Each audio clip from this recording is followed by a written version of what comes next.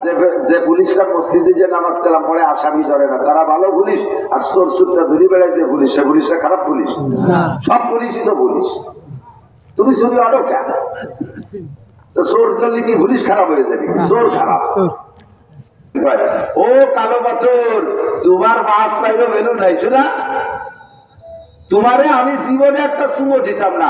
তোমার মতো বহু পাথর দিয়ে আমি অনেক কিছু বানাই বানাইয়া তাদের কাছে মোনাজাত করছি, ওরা আমার একটা পয়সা ফুটো পাইও দেয়নি কোনোদিন। লাত, ওজ্জা, মানাত, ধবল, দুর্গা, সরস্বতী, লক্ষ্মী, কালী কতটা বানাইয়া এই পাথর দিয়ে আমি তাকে সেবা দিছি, তারা আমার বাচ্চা ভাইও দেয় নেই, আমার কোনো বিপদে তারা দাঁড়াই নেই। কাজে সেই পাথরের চাইতে তুমি কোনো অংশের বেশ কম না। কালো পাথর করে আমি জীবনে চুমো দিতাম না, শুধু নবী চুমো দিছে তাই আমি দেই। তোমার কোনো ভ্যালু নাই, তুমি সাধারণ পাথরের তৈরি। তোমার আমি সেজদা দিই, আমি সেজদা দেই কাকে? তোমার দিক ফিরে সেজদা দিতে বলছে আল্লাহ, তাই আমি তোর মসজিদুল হারাম, আল্লাহ তোমার দিক ফিরে সেজদা দিতে বলছে তাই দেই। বাকি ওই দিক কাবা ঘরটা চোখের সামনে দাঁড়াইলে মনে হয় যেন আমি আল্লাহকে দেখতেছি। এবার মুহররমের 1 তারিখে গেছি উমরায়। শেষ রাত্রে তওয়াফ করছি, ফজরের নামাজ পড়ছি। একেবারে ইচ্ছা করলে প্রথম কাতারেই পড়তে পারতাম, সেকেন্ড কাতারে পড়ছি। দ্বিতীয় কাতারে কাবাঘর দেখি আর সেজদা দেই, কাবাঘর দেখি আর সেজদা দেই। যুবক, তুমি কি একটু যাবা শোনা? নাকি উড়াকান্দি যাবা? মক্কায় যাবো, কারণ কাবা দেখতে যাবো। মদিনায় রসুলের রওজার কাছে যে সালাম দেবো, আসসালাতু ওয়াসসালামু আলাইকা ইয়া রাসূলুল্লাহ, আসসালাতু ওয়াসসালামু আলাইকা ইয়া হাবিবাল্লাহ। এই সালাম ওই জায়গায় যাইয়ে দিয়া যায়, এই সালাম বাংলাদেশে বসে দিয়া যায় না।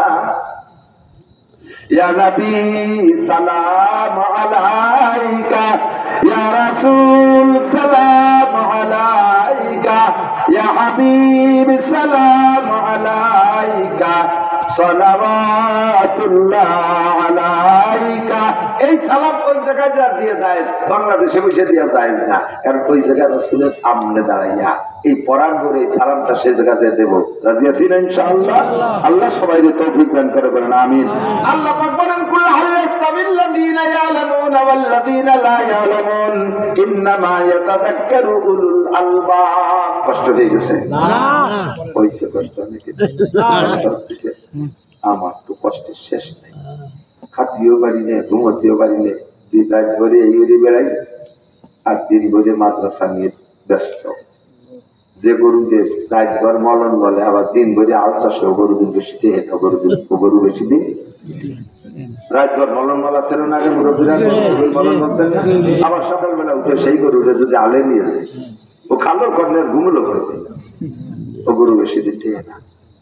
শুকুই যাচ্ছি, কাটিও বাড়িলে, ঘুমতিও বাড়িলে, ওদিকে মাদ্রাসার বোঝা, টাকা পয়সা যারা থেকে যেত আমাকে ওদিক, তারা কয়েক করে আরে গেছে খুশি করছে, টাকা বড় চিন্তা। আল্লাহ কিভাবে চালায় এই দুশ্চিন্তায়, এই যা কামাই করি। আজকে আমার ড্রাইভার সাথে আছে, আসার সময় করছে হুজুর একটু তেল কিনা দরকার।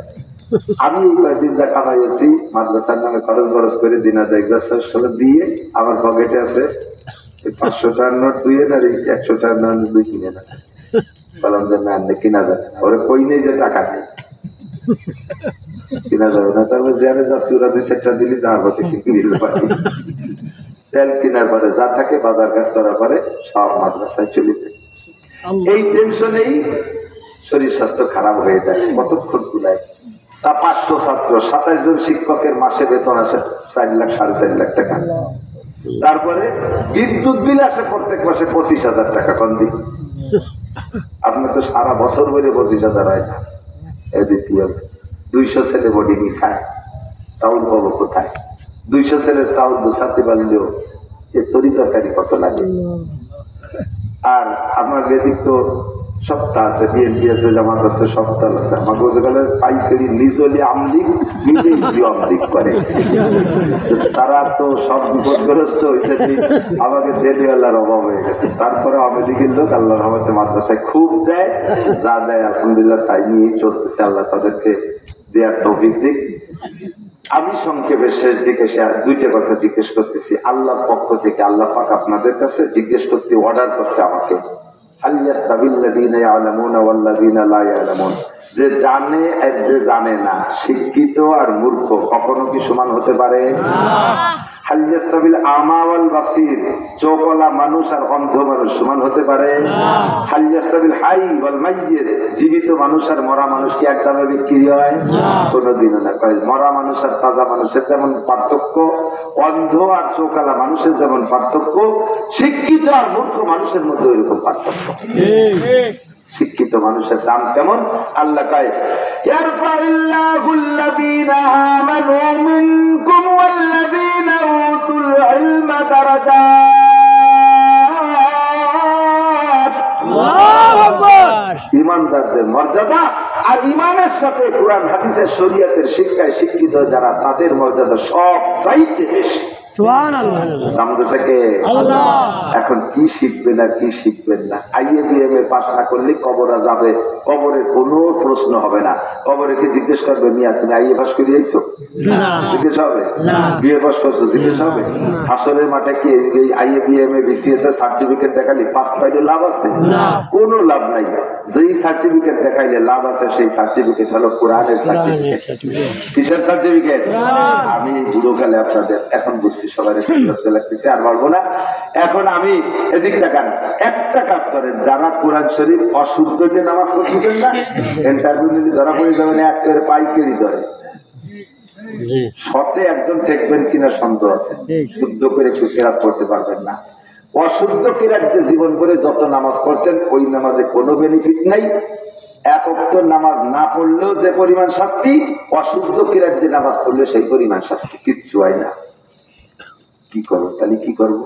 সর্বনাশ করছে। কিরাত তো শুদ্ধ নাই। কে বাঁচার দুইটা উপায়, একটা হলো আমরা হানাফি মাযহাবের মুসল্লি, আমাদের মাযহাবের মাসালা হলো ইমামের পিছনে নামাজ পড়লে কিরাত পড়া লাগে না। তাহলে কিরাতের ভুলের কারণে যে মহাবিপদ ছিল, এটা ইমামের পিছনে জামাতে পড়লে তার থেকে বেশি গেল। এই জন্য নামাজ পড়বো কোন জায়গা? দুই নম্বর, ফরজ নামাজ না সেভাবে আড়াই না, নকল পড়া লাগে না, সে জায়গা তো কিরাত লাগে, সে কিরাত ছাড়াও তো হবে না। কাজেই এখনই পাক্কা প্রতিজ্ঞা করেন, আগামীকাল থেকে কায়দা সেবারা কিনে এলাকার ইমাম সাহেব অথবা মাদ্রাসার হুজুরের সাথে যোগাযোগ করে ডেলি 1 ঘন্টা কোরআন শুদ্ধ করার চেষ্টা করব। 1 ঘন্টা এভাবে 61 দিন মেহনত করলে আপনি শুদ্ধ করে কোরআন শরীফ পড়া শিখে যাবেন। 61 দিন।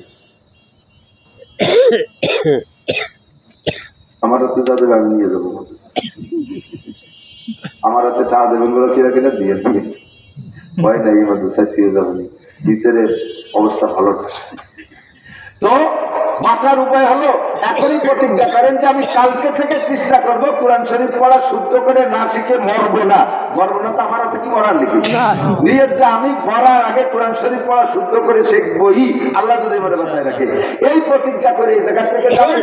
ফজরের আগে যদি রাত্রি মরে যান, তাহলে পিছনে যত ভুল নামাজ পড়ছেন সব নামাজ শুদ্ধ করে খাতায় নিয়ে যাবেন। এই জন্য একটা অপশন খোলা। বাকি এর ভিতরে নিয়তের মধ্যে সিটারি হলে হবে না। নিয়তে নিয়তে আমি কোরআন শরীফ পড়া শিখবই। আর মা বোনদের উপায় কি? মহিলা মাদ্রাসা ভর্তি করে দেবেন, মহিলা মাদ্রাসা ভর্তি করে দেবেন, তারা শুদ্ধ করে এসে পড়বে। আমরা ঠকছি, আমাদের সময় অ্যাভেলেবেল মাদ্রাসা ছিল না। বুড়ো বাবারা সেই কথা বলবেন, এখন আর সেই কথা বলার কায়দা নাই। নুরানি বাচ্চারা যে সুন্দর লেখে, এই যে নুরানি মাদ্রাসা এত সুন্দর লেখে, আরবি, ইংরেজি, বাংলা, আইয়ের ছেলেরাও তাদের সাথে লিখে পারবে না, এত ফার্স্ট ক্লাস হাতের লেখা। সাথে নামাজের 60টি মাসালা, 40টি হাদিস তরজমা সহ মুখস্থ করে, যত দোয়া আছে সব মুখস্থ। এই ছেলেটা এখান থেকে যদি 3 পর্যন্ত 3 বছর পড়ে হাই স্কুল কলেজে চলে যায়, ওই ছেলেটা বিসিএস ক্যাডার হয়ে তার আব্বার জানাজা সে পড়াইতে পারবে, অফিসার হয়ে এমপি মন্ত্রী হয়ে বাপের জানাজা পড়াইতে পারবে। এই সন্তান তৈরি করে নুরানি মাদ্রাসায়। সারা বাংলাদেশে কেজি স্কুল আর প্রাইমারি এলাকা নুরানি এলাকার কাছে মাইর খেয়ে যাচ্ছে, কারণ দেখতেছে যে কেজি কিন্ডারগার্টেন প্রাইমারিতে যা পড়ায় সেই পড়াটা এরা পড়াচ্ছে অনেক উন্নত মানের। পাশাপাশি ওখানে গেলে কোরআন শিখতে পারে না, এ জায়গায় আসে কোরআন কিতাব শিখতে পারে। কাজে ডবল লেখাপড়া এখানে হয়ে যাচ্ছে, বাচ্চা কাচ্চারা সব এদিক দিয়ে দিচ্ছে। প্রায় স্কুল এখন খালি হওয়ার পথে শূন্যের কোঠায় চলে যাচ্ছে। আমাদের বাচ্চাদেরকে আমরা শিখাবো যেন কিয়ামতে বাচ্চারা আমাদের নামে মামলা দিতে না পারে। আল্লাহ কবুল করুন, বলেন আমিন। আর তাহাওয়ানু আলাল বিররি ওয়াত তাকওয়া, সর্ব হালাতে ভালো কাজে সাহায্য করে। যুবক হিন্দু ভাইরা আছে আসতে পারতে, তারা আমাদের সাথে অনেক সময় মাহফিলি বয়ান শোনে, ধন্যবাদ তাদেরকে, ধন্যবাদ। আল্লাহ যেন তাদেরকে হিদায়াত নসিব করে। আজকে আমাদের গোপালগঞ্জে 4টে খ্রিস্টান যুবক মুসলমান হয়েছে। কোনো প্রেসার না, তারা অনায়াসে ইসলাম দেখে পছন্দ করে ইসলাম গ্রহণ করছে। আল্লাহ তো আমার হিন্দু ভাইরা আমাদের সাথে হয়তো বয়ান শুনতে আসবে, তাদের হিদায়াতের দোয়া করবো, কিন্তু আমাদের সাথে মসজিদে যায় না নামাজ পড়তে, ঈদের নামাজ পড়তে যায় না, সবে বরাত সবে কদরে আসে না, আমাদের সাথে বিশ্ব ইস্তেমায় যায় না, আমাদের সাথে হজ উমরা করতে যায় না, আমাদের সাথে গরুর গোশত খায় না। কাজেই তারা যদি আমাদের এই মূল ধর্মীয় প্রোগ্রামে না আসে, আমরা তাদের দুর্গা পূজা, সরস্বতী পূজা, লক্ষ্মী পূজা, কালী পূজায় যাবো কে? যাবেন যাবেন যাবেন যাবেন না। ওই জায়গায় যে গণনা হয়, গণনার মধ্যে আপনার নাম লিস্টি হয়ে যাবে, ওই খাতা ধরে দুদকে দেবে, সাথে সাথে আপনারও দিয়ে দেবে। আল্লাহ বাঁচাক বলেন আমিন। তারা যদি মসজিদ মাদ্রাসায় দান করে, মুসলমানরা নেওয়া যাবে, উদ্দেশ্য যদি ভালো হয়। উদ্দেশ্য ভালো কি? নেকির আশা, হ্যাঁ নেকি পুণ্যের আশা। এই আশায় যদি দান করে, ওই টাকাটা নেবেন, মসজিদ মাদ্রাসায় খরচ করবেন, কোনো দোষ নাই, দোয়া করবেন আল্লাহ যেন তার এই টাকার বিনিময়ে হিদায়াত নসিব করে। হযরত ওমর কয়, হুজুর আমরা তো কাফের থাকতেও কিছু ভালো কাজ করতাম, তার বিনিময়ে আল্লাহ কিছু দেবে না? হুজুর বললেন, তার বিনিময় তো পাইয়ে গেছো। কি পাইছি? সেই ভালো কাজের বিনিময়ে ঈমান পাইছো, সেই ভালো কাজের বিনিময়ে। কাজেই হিন্দুরা পয়সা দিলে ফেরত দেবেন না, নেবেন ওই টাকা দিয়ে। যদি তার উদ্দেশ্য হয় যে এই হুজুরকে 1 লাখ টাকা দিয়ে এই হুজুরকে দুর্বল করে ফেলবো, তারপরে হুজুরকে যা কবো তাই শুনবে, ওই টাকা নেবেন না, ওই টাকা নিয়ে কথা কি বুঝছেন? এবার তাদের কোন ধর্মীয় প্রোগ্রামে 1টি পয়সাও টাকা দেবেন না। এমনি আছু করে ফকির হিন্দু, মুসলমান ফকির আর হিন্দু ফকির একসাথে আইছে, মুসলমানদের 5 টাকা দেবেন, হিন্দুদের 10 টাকা দেবেন। আপনি হজের একটা বুকিং, উমরার একটা বুকিং উপলক্ষে মাদ্রাসায় কিছু সাহায্য এখানে জমা দেন, হুজুররা আপনার জন্য দোয়া করবে, বাকি টাকা আল্লাহ জোগাড় করে দেবে, বাকি টাকা আল্লাহ জোগাড় করে দেবে, হজ উমরার টাকা জোগাড় করে দেবে। এমন কোন আল্লাহর বান্দা থাকলে, হুজুর বলছে আমার কাছেও বলে নাকি অনেকে দেওয়ার অপেক্ষা করতেছেন, আমি দোয়া করবো, আসেন আমার কাছে 100, 200, 500, 50 টাকা, মানে 1000 টাকা, যার কাছে যেমন আছে, যদি দেওয়ার মতো থাকে, শেষ বেলা হজের নিয়ে